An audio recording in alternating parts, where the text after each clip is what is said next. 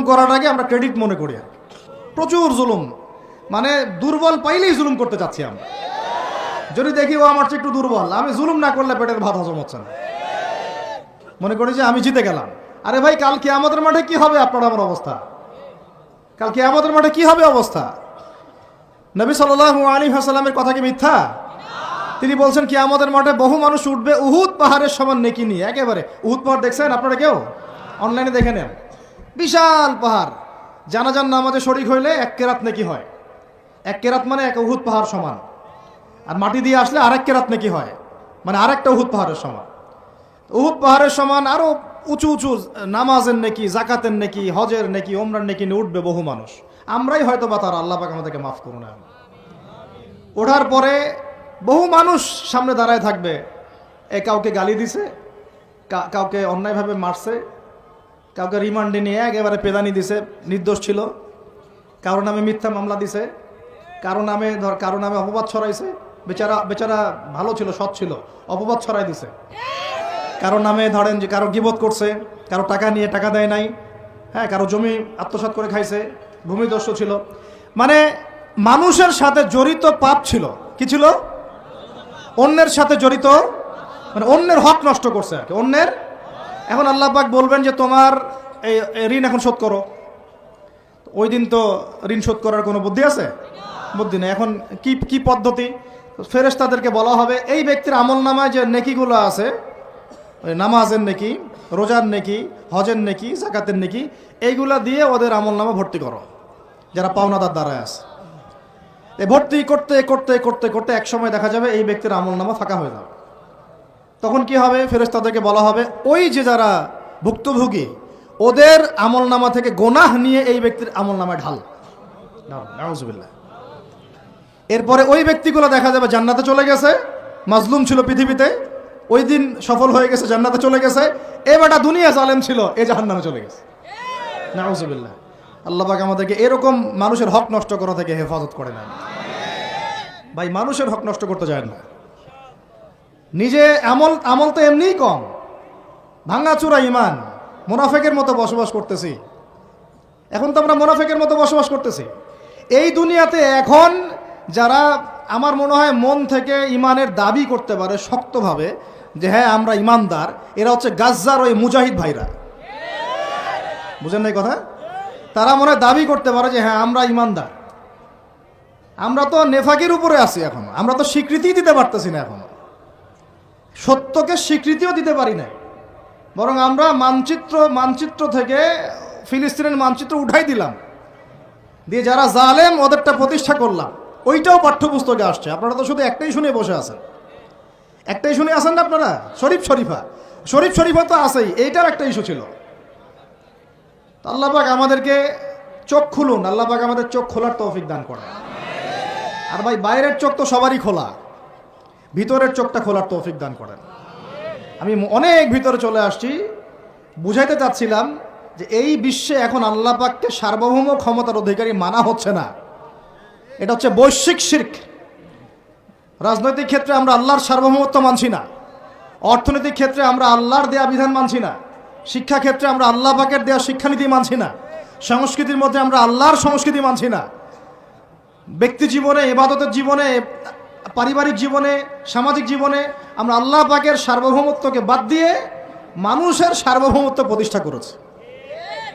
আর আমরা তেলাওয়াত করতেছি তাবারাকাল্লাযী বিয়াদিহিল মুলক, আবার পড়তেছি কুলিল্লাহুম্মা মালিকাল মুলক, হে বলুন হে রাজত্বের অধিকারী, তুতিল মুলকা মান তাশা ওয়া তানজিউল মুলকা মিম্মান তাশা। আয়াতটা জানেন না আপনারা? সূরা আলী ইমরানে আছে। তো আমাদের কথা আর বাস্তবতার মধ্যে অনেক ফারাক।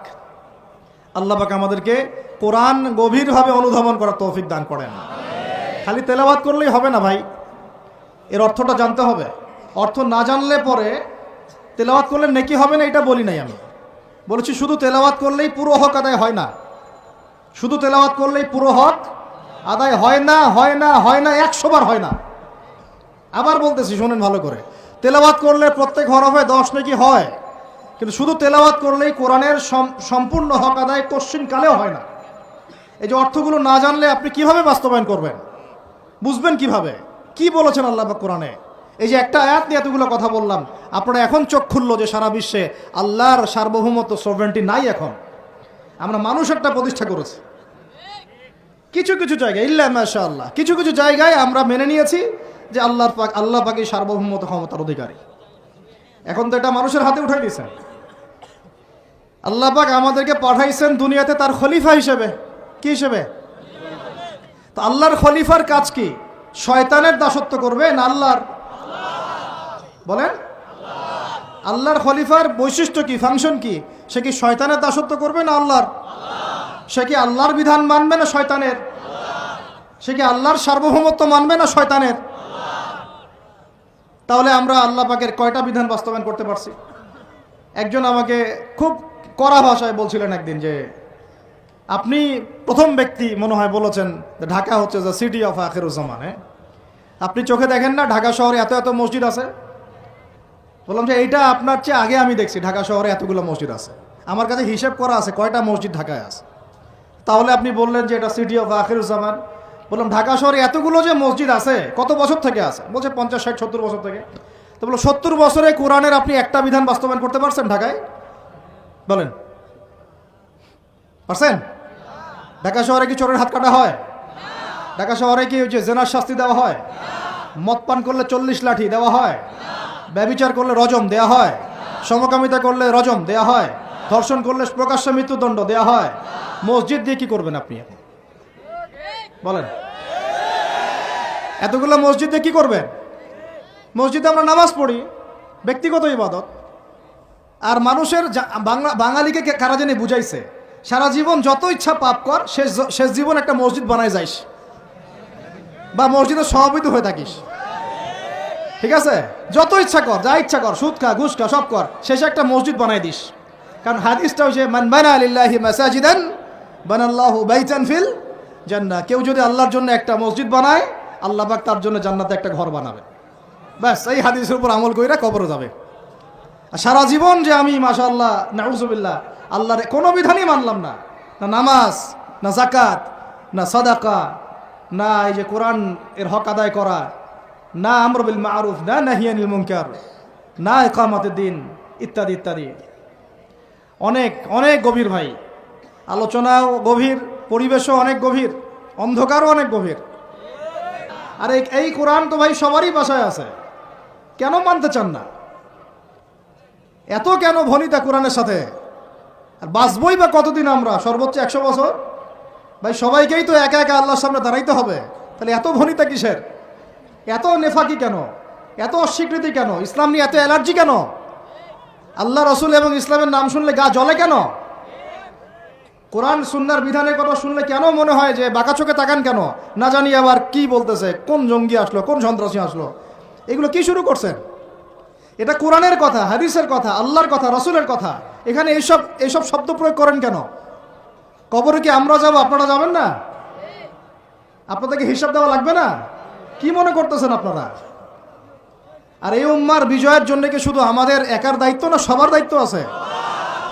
সবাই মিলে তো শক্ত হাতে একটা হাতল ধরলে না ইসলাম বিজয় হবে। তো আল্লাহ পাক যে ক্ষমতা যাদেরকে দিয়েছেন, কেন আপনারা বুঝতে চেষ্টা করেন না যে আল্লাহ রব্বুল আলামিনের কাছেই সর্বভৌম ক্ষমতা, তার বিধান বাস্তবায়ন করেন, আল্লাহ পাক আপনাদেরকে আরও শক্তিশালী করবে ইনশাআল্লাহ।